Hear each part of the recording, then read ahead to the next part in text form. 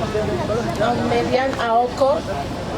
Here we have panelists, and these are the topics that we are going to discuss: inflation and how it is affecting the life of girls, justices for survivors of violence, domestic violence with regard to young mothers, femicides, and sensitive budgeting.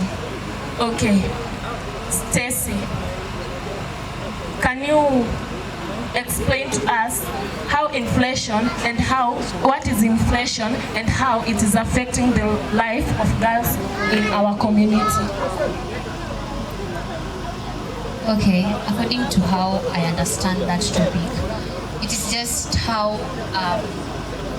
economic is affecting the lives of girls, I think.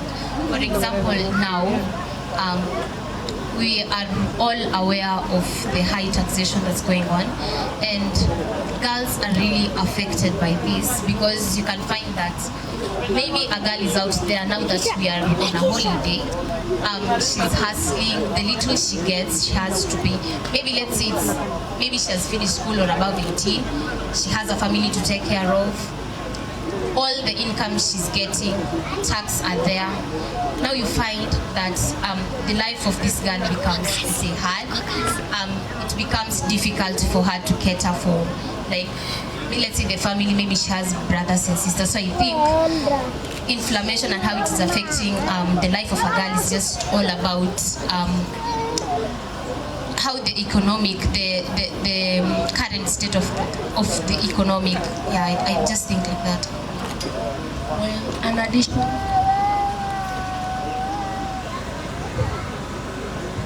Okay, what I can say about inflation. My name is Elka. What I can say about inflation, for example, most of us here are still under 18, and therefore, like, we rely on our parents for most of the things that we're supposed to get. And with this high taxation, you find that a parent is earning like 70,000 shillings in a month. But then you look at the taxes are cutting about 20,000 of that money. And a parent has 4 children. The children are, maybe 2 of them are in high school, 2 of them are in primary school. And among these children, there are girls. And we understand clearly, okay, I'm not saying that girls are more important, but when you look at the needs of a girl, they are somehow more than that of a boy, but both of them have needs, yes. But when you look at a girl, there is parts she's supposed to get, and even with those parts, when a girl is on her periods, the level of cleanliness is supposed to be very high, and that means you have to buy soap for the child, you have to buy, okay, lotion too. Okay, of course you don't want to smell bad when you're walking in front of people.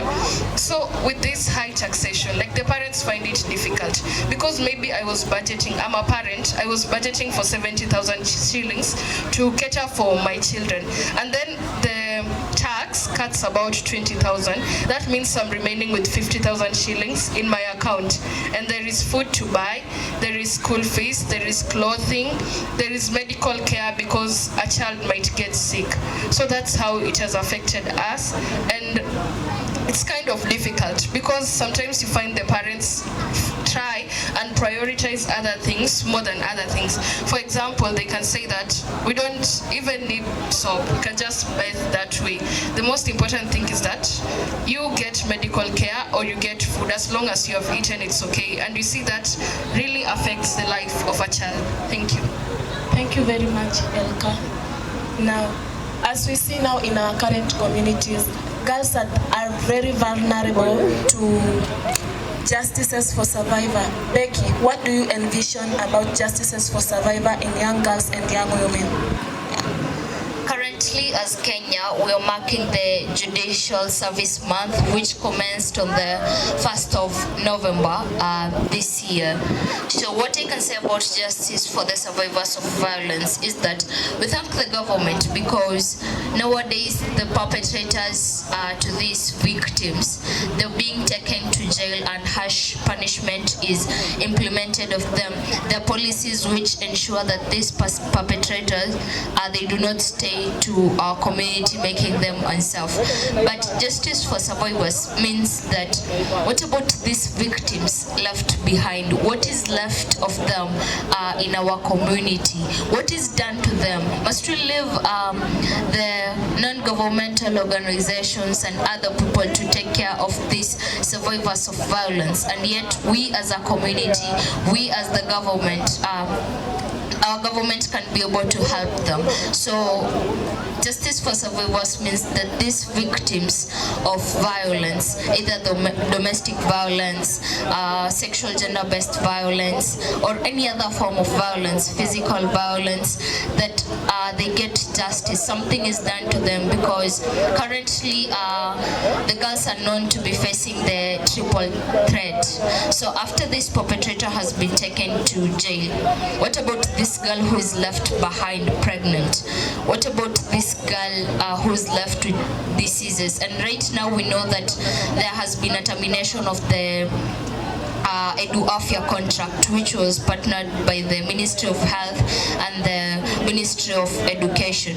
So this student is in school, yes, but what about her medical coverage?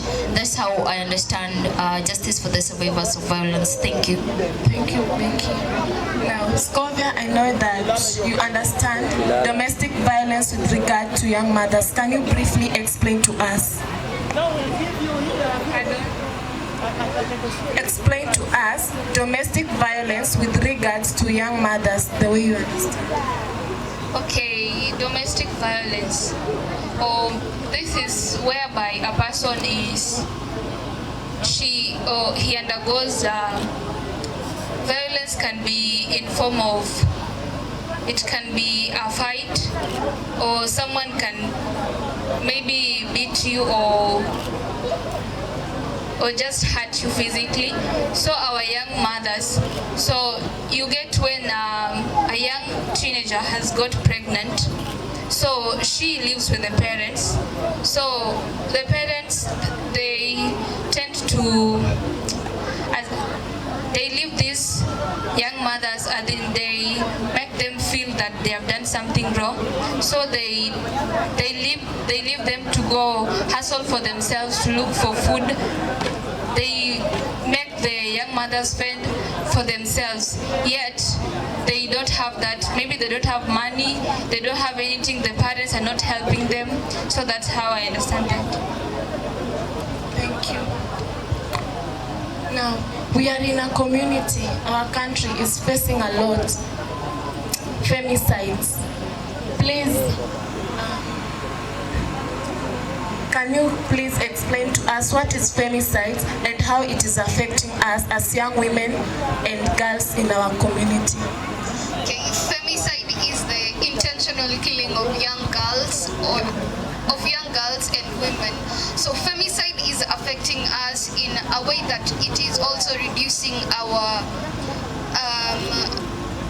confidence as girls, because as we are seeing our country, this thing has started, yet it has not yet reached us. But femicide is killing the confidence of very many girls, because they are seeing their other girls are being murdered brutally just for no reason. It's something that is done intentional, and this thing is affecting us emotionally and physically, because after a girl has seen, let's say a young child, let's say a child aged about 7 years, has seen that or has heard about girls being killed, what will that child will live in fear of the people who are around her, because she knows that she might be killed anytime by anyone for no good reason. So I think that the government should take that one into concern and do the best they can to end femicide in our country. Thank you very much. Habiba, can you explain to us what is sensitive budgeting? Okay, on sensitive budgeting, as per my view, I think that we as girls, we should also be involved in budgeting,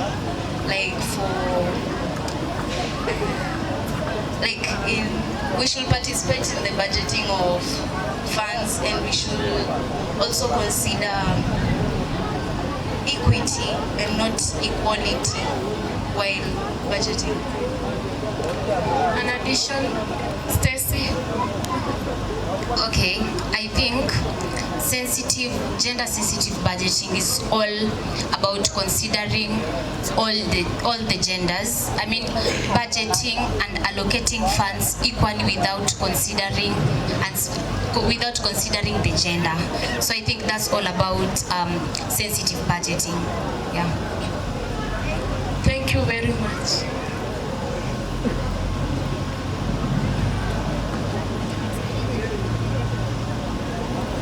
Okay, I'd like to add something about femicide. I have noted, like, for example, like this year, there was this man, I don't know, was it Kware man, that one. That man was killing people, and mostly it was the girls or the people of the female gender. And then in the recent past, we've had another girl was killed in an Airbnb. And then of late, there have been these 3 women who have been killed, like the mother and 2 of her kids, and their bodies were found that they were dismembered, and then they were scattered in different places. And then there was another case. Okay, I don't know, was it in the news? Like, the person killed the woman and dismembered her and boiled the woman. So, my question to the government is this. Ever since the cases of femicide began, why is it that the government or we as women waited until 3 people from the same family have been killed, or until we have seen like these cases getting rampant? That's when we decided that we will raise our voice. Why didn't we start when only 1 woman had died? Because if we had started raising our voices, if we had started speaking up when the first case of femicide was registered, now we wouldn't be having like many women dying. Because right now it's like, it's common. When you just hear of a girl being slaughtered, it's like, oh, it's okay. And then there was even a boy who said that femicide is a way of reducing population. So I was wondering, kwani wanawake wamejaza dunia ama ni nini? So I think like this thing of femicide should be taken seriously, because it's a serious thing. It's murder. Anybody who is, and even this man from Kware, he escaped from prison, and there's nothing which have been done. So meaning like many women are still in danger, so I don't know what they can do about that. That's my concern. Thank you.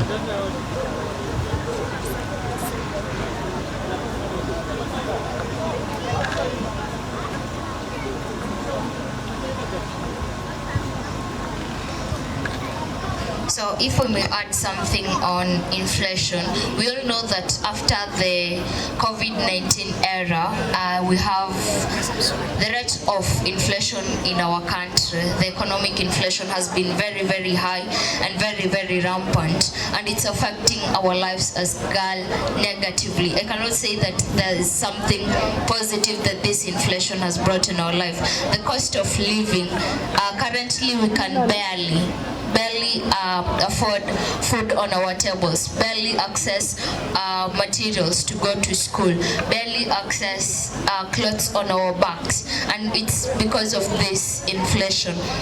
We understand the reason as to why this inflation is there, for the betterment of our country, but when the taxation is being put in place, do they consider the life of that young adult back there? Do they consider the life of that young mother back in our community when they ensure that maybe these taxes will help the country in so many ways? What about this life of this child who needs food, who needs medical care, who needs clothes, who needs shelter? Do they consider that into consideration?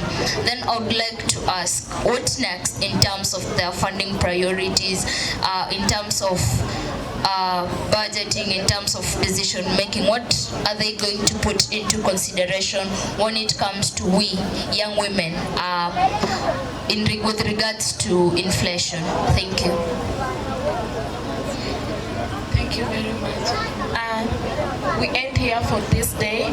Through the panel, we have highlighted issues affecting us as young girls and young women in our community. Thank you very much.